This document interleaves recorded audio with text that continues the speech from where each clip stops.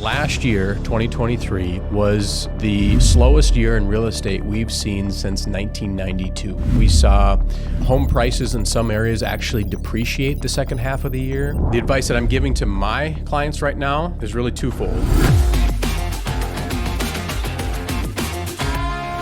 Happy New Year, everyone. I hope your 2024 is off to a great start. Last time we talked, I was making some predictions for third and fourth quarter of 2023.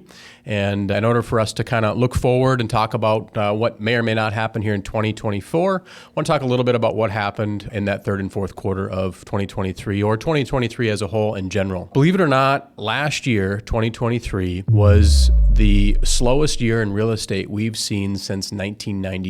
So it's been 30 years since we've seen that few real estate transactions. We saw home prices in some areas actually depreciate the second half of the year, and interest rates got up as high as 8% last year, making home affordability very, very difficult as we got into third and fourth quarter of last year. Thus, sales went down. I think people tabled their buying and selling decisions and are taking a look at doing some of that here in 2024. Last year at this time, just some statistics to throw out there. Last year at this time, sellers were getting around 103% of listing price. That was about January of 2023. Today, they're getting about 98% of listing price. So we've seen about a 5% turnaround in negotiation power for a buyer. Showing activity today is down about 50% compared to last year. I would say that we're starting to see a little bit of an uptick with the warmer weather and the spring market around the corner. As interest rates continue to drop, we're seeing a little bit of an uptick in showing activity. But generally speaking, we've seen showing activity drop about 50%. Days on market has doubled in 2023. Now we're seeing about a 45 to 50 day market cycle for homes, whereas this time last year we saw about a 20 to 25 day market cycle. The average sale price, though, in the local market, believe it or not, is up around 2% over the last 12 months. So currently we're sitting at about a $430,000 average sale price in the greater 13 county Twin Cities metro.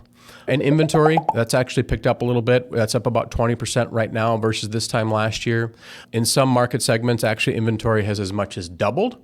And again, in some other markets, it's actually down. But generally speaking, if we take an average over the 13 county Twin Cities metro, we're up about 20% in housing inventory. So what does all this mean? Well, it means that as rates continue to go down, buyers are going to re-enter the marketplace. I think there's been a pent-up demand based on the activity that we saw the second half of last year.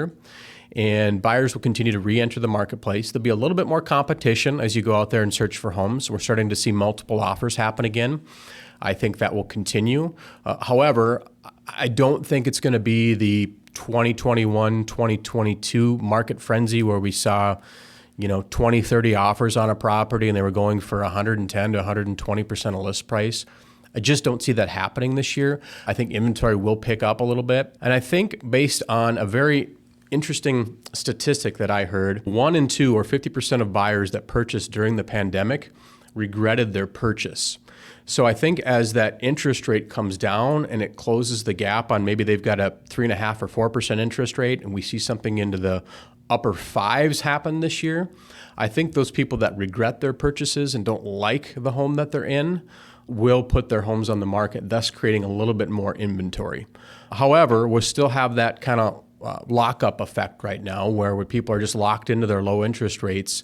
And that's going to, continue to have its impact on housing inventory. And we're going to continue to see low inventory as a result of that. One thing, as I sit back and look at the last 2 years of doing this podcast, I talked initially about just, the title of the podcast, Raw Real Estate Podcast, and getting a little bit more raw with my consumer and telling them exactly what I think they need to hear that goes on behind the scenes in the real estate market. And I saw a lot of things happen the second half of last year where, I call it agents are trying to fit a square peg into a round hole, right? They're trying to convince sellers and buyers that it's a great time to buy or it's a great time to sell. And if I had a nickel for every time I heard it's a great time to buy and sell, I could retire from real estate. We heard that same theme for the last 5 years. Rates are low, get out there and buy.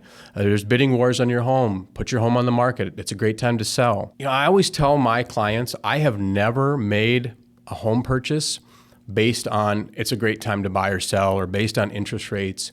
It's always been based on when it's a great time to buy or sell in my life, in my lifestyle. And whether that's a primary residence, a second home, an investment property, whatever that might be, it's when it's right for me. And I try to give that same advice to my clients. And I just gave that same advice to my daughter. She came to me last fall and she said, "Dad, do you think it's a good time for me to buy my first home?" And I said, "Absolutely not. Keep renting. Renting is a good option right now. I think home affordability is in a really tough spot right now, with interest rates being at that time, I think 7.5%, and the average home price around $425,000. It was hard for her to get into the marketplace. So I think as interest rates go down and as she's able to accumulate more of a down payment, she'll be in a better position as a home buyer to purchase her first home. So I'm going to give that same advice to my clients. I'm not going to go out and tell people it's a great time to buy or sell. In fact, as we sit here today in the first quarter of 2024, I will tell you that I have 0 pending transactions. I'm not afraid to tell people that. I don't have any pending transactions on my whiteboard right now. What that means is fourth quarter of 2023, I wasn't telling people to buy and sell. I was telling my clients, for the most part, to wait. Now, I had some divorce situations. I had some relocation. I certainly had some transactions that needed to happen last year. But for those that came to me and said, "Hey, we're just thinking of moving locally, or we're going to upsize or downsize or whatever it might be," I said, let's just wait. I just don't think now is a great time to buy or sell a home. It's seasonal. I think it's the holidays and people are just exhausted. B, I think there's a lot of volatility in the overall economy at the time. Feds are still trying to get inflation under control, and interest rates were very, very high. As I mentioned, home prices were very high. So I was just telling my clients to sit back, wait, be patient, and we can hit that sweet spot. But let's start to get your home ready for the market so that when I call you and say it's time, you're ready to go to the market. And the mistake most consumers make and most sellers make is they wait for the media to report that, hey, the housing market is back. And what the media reports on is the past. So the media in May will probably come out and say how great the first quarter of 2024 was. And by that time, you will have missed the market.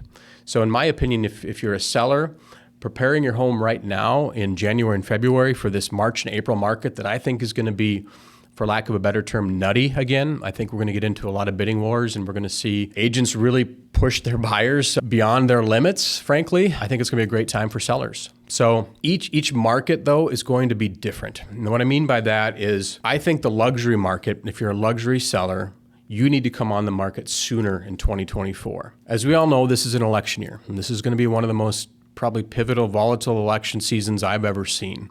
I think, and from my experience the last 25 years and being through many, many election cycles, I think that the luxury consumer in this local market will kind of go into lockdown mode come, we'll say, September 1st of this year, meaning that they're not going to make any really big buying decisions. They're going to take a step back and they're going to wait and see.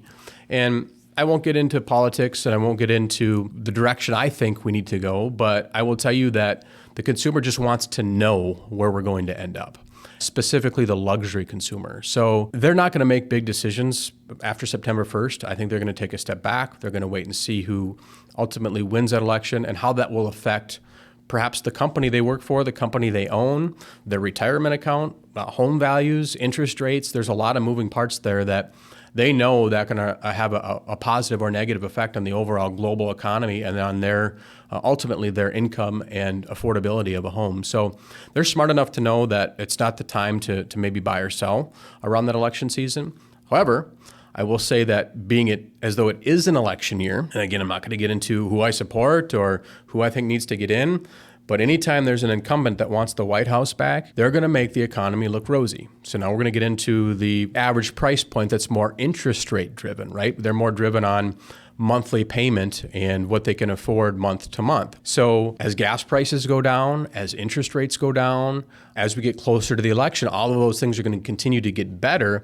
Therefore, their monthly cash flow is going to get better. So they will likely make some of those purchases. So it's really, really important, and I've mentioned this many, many times before, that you work with somebody that understands your market. I see so often where a seller will be interviewing me for their listing, and they'll interview 2 or 3 other agents, and a couple of the agents are friends of theirs that don't specialize in the luxury market, and they're giving them advice based on what they're seeing happen in the $400,000 to $600,000 market.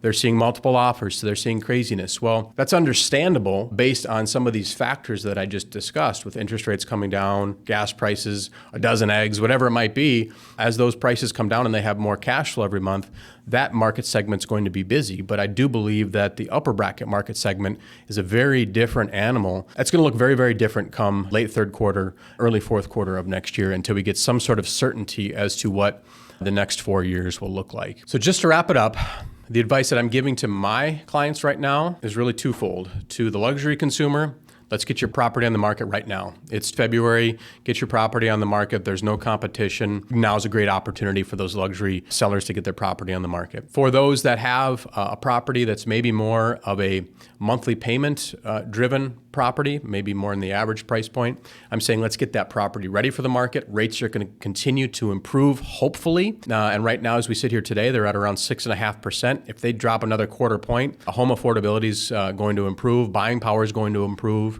and I believe more buyers will then flood the marketplace, thus creating multiple offer opportunities for my sellers in those price points. So it's important that we have some good dialogue around your specific property in your specific neighborhood based on the price point that you're in before you make any decisions as to when that sweet spot is going to be, if you intend to hit that sweet spot in the market.